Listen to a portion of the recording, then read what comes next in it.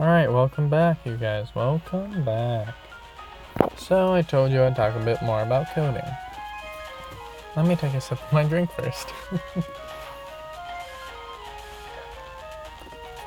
Yes, this is geared towards a one-person team. I am a two-person team. I actually have my friend, and we could even be a third-person team. Because right now my other team member is my girlfriend, who works on art. Anyways.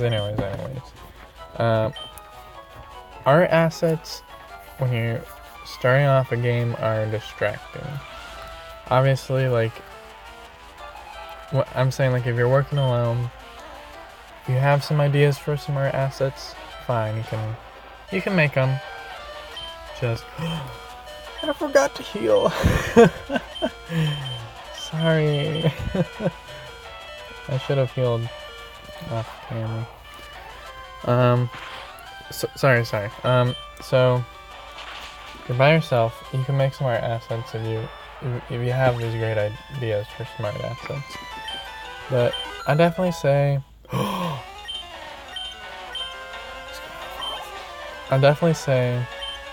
that art assets, when you're actually making the game, can be distracting. So you can just make some gray boxes, honestly. Let's say you have a platformer.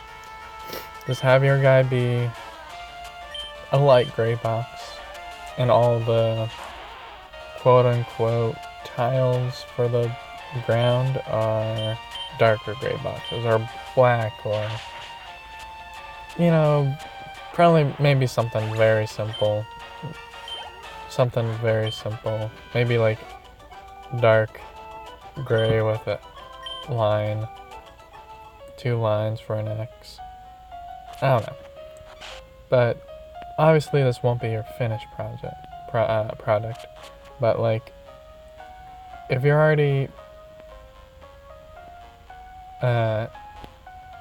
when you already have some art assets, you're kind of distracted a bit. It's almost like you aren't focusing on the important parts. You keep wanting to add more art, then you forget about... Was it this one? Yeah, it was. Then you start to forget about, what you're making, in a way. If I can explain, when you have some gray boxes, you can definitely tell, oh, this is the movement, this is the type of movement that I have and I'm going with.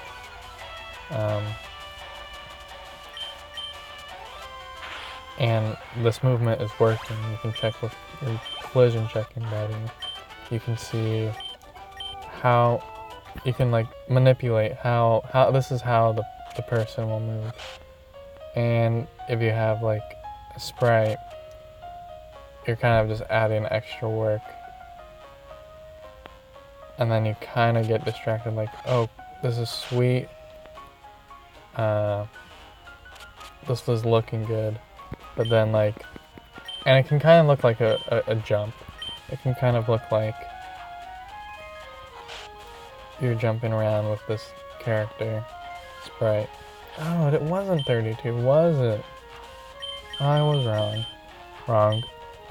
You can be jumping around, but then you're like, I have my... Oops. Screw you. I have this character jumping around. This is what I've envisioned. But you don't really care about the jump. And if your game, a platformer, all about jumping, then you've kind of limited yourself, because you didn't really care about how you jumped. And this might seem weird, if you're not a programmer. But, you should definitely think about, the best kind of arches for a jump. Try to code for how you want your character to move. And it's harder to tell, I'd say, just because early on, you're kind of fascinated by it all. So, even I might have, see right now, I use some test assets. Like I borrowed a lot of Link to the Past for testing for my game, which I feel like I shouldn't do. I kind of learned it after, but I could just have blank words, and I can have the words jiggle. Like, this is knight, this is archer, this is wizard. Just have those words jiggle around. Oh, I just wanted to be Pokemon. And then I could have worked more on the combat. Oops. But it's not too bad if you don't start using Art Essence. So some other things about coding. You definitely don't want to start off with big projects. My first ever game, my first completed game, was really good. For me. I enjoyed it. I loved it. I'm going to download it again so I can play it. Just because it's good for me. But it's definitely nowhere near really great. In fact, if I were to go back, I could change so many things, add so many things, fix so many things. But I'm not going to. That's an old project. I'm going to move on to bigger things. Now, I might have made a jump, but I make that jump knowing I'm going to make mistakes. I'm going to fail. This won't be the greatest of my projects, but it'll definitely be the most fun and the most learning I've had in a while. I'm hoping my final project, not my final, but I do have this Legend of Zelda game idea that I've been working on, which I started back a while ago, and I had all these great ambitions, and then I learned, hey, slow down. Write down my ideas. You know, I've already worked a little on the game. Great. Leave it there for right now. Okay? Don't forget it. Don't abandon it. Don't work on it right now. You have to build up. You have to build up until you have more games. This is me talking to myself. Until you have more games. Until you know so you have more tools in your tool belt that you can just pull out and basically when you make your game, you make it right. That's what I want. I want to make this game right. In fact, now, like I said, I've already started on it. I could probably change so much. Like, so much. And also I can do things that I never would have been able to do. I would have made so many mistakes. I would have also made... my phone? Oh, shit. I would have definitely not been able to do the things I can do now. So, I want to build my way up. It's definitely good to build your way up. So my first game, it was very simple. I could shoot, I could move left, right, up, down, and there were quote-unquote blocks coming at me. It was an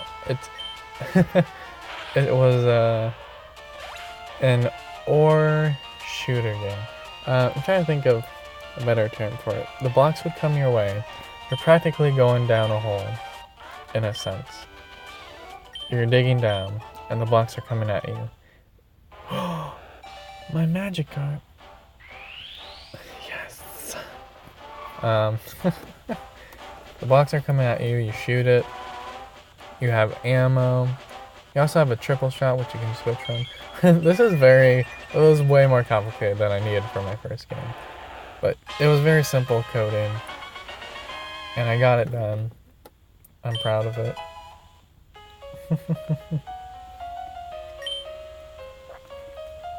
I've learned it from it, moved on, and then, yeah. But you definitely want to make sure you know where you are or you definitely want to know what level of skill you have to what kind of game you can make.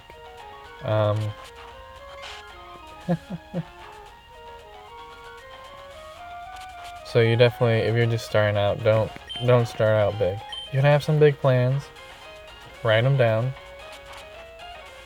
but wait till you have a better skill set. And I want to say, I'm gonna quote someone, Extra Credits, the YouTube channel, which is, I like to listen to them. They have some cool ideas.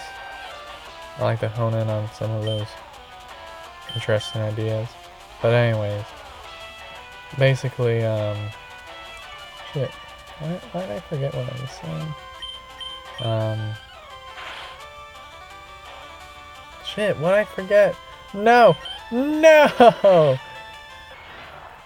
was just kind of ranting on. I think, no. Are you guys gonna be left without knowing what I was gonna say? I feel terrible. Oh, maybe I was talking about, so start small. Oh, the art thing. So let's say, you're a good artist and not great of a coder.